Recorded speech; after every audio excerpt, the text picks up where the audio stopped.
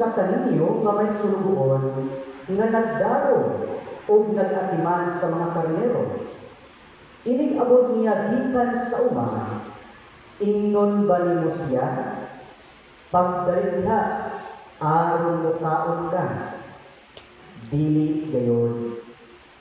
Imo mo hinuon siyang ingnon. Andama ang akong panihapon, ug unya pagbakos ug silbihi ako. Kay human akong kaon, ikaw na usab. Ang usa ka sulugoon, dili angay pasalamatan tungod sa iyang pagtuman sa sugo, dili ba? Mausab kamo. Kung nakabuhat na kamo sa tanan isugod kaninyo, ingna ninyo, mga sulugoon kami, ug nagbuhat lamang sa among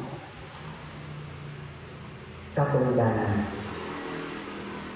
Mga igsoon ko sa pagtuo kang Kristo, ang Ebanghelyo sa Ginoo.